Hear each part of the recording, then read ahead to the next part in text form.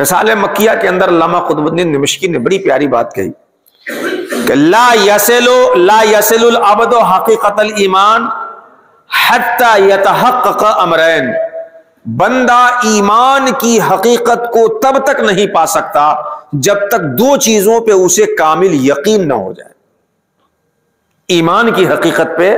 اور سلوک کے مراتب پہ جو بھی چیزیں ہیں اس پہ تب تک نہیں چل سکتا، اور ایمان کی حقیقت اسے تب تک میسر نہیں آ سکتی جب تک دو چیزیں اس کے اندر متحقق نہ ہو جائے۔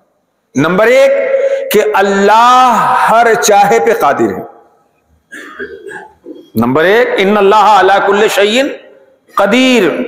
اللہ ہر چاہے پہ قادر ہے، وہ اس قدر قادر ہے کہ یوسف کے بھائی کنویں میں ڈھکیل دیں تو وہ ان کو وہاں سے نکال کر بادشاہ بنا دے۔ اللہ ہر چاہے پہ قادر ہے،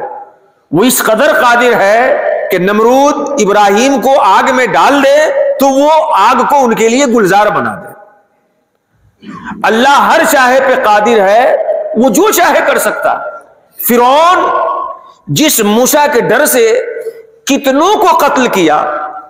اللہ اس قدر اپنی مرضی کو کرنے پہ قادر ہے کہ وہ اسی موسیٰ کی پرورش اس فرعون کے دربار میں کروا رہا ہے۔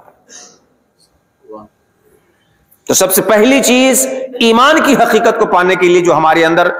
جمنی چاہیے وہ یہ کہ ان اللہ علی کل شیء قدیر، اللہ ہر چاہے پہ قادر ہے۔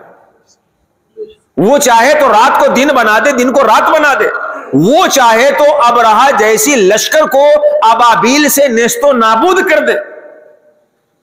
اللہ ہر چاہے پہ قادر ہے، پہلی چیز۔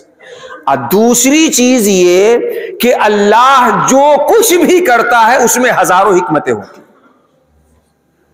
پہلی چیز کہ اللہ ہر چاہے پہ قادر ہے، اور دوسری چیز کہ اللہ تعالی جو کچھ بھی کرتا ہے ہماری سمجھ میں آئے نہ آئے، اللہ کے افعال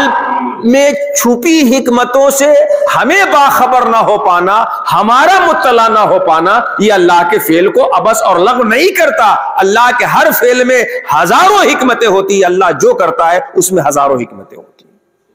یہ بڑی پیاری بات مجھے علامہ قطب الدین دمشقی کی لگی کہ آپ نے فرمایا کہ ان دو چیزوں پہ جب تک سالک اور مومن بالکل مستحکم اور راسخ نہیں ہوگا تب تک تو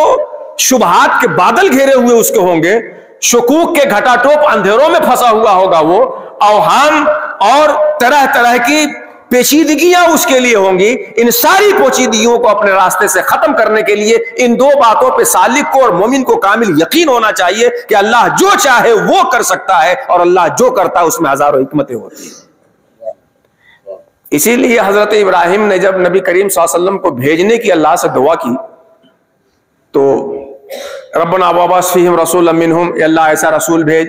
یتلو علیہم آیاتی ویزکیہم ویعلمہم الکتاب والحکمہ، آخر میں انک انت العزیز الحکیم،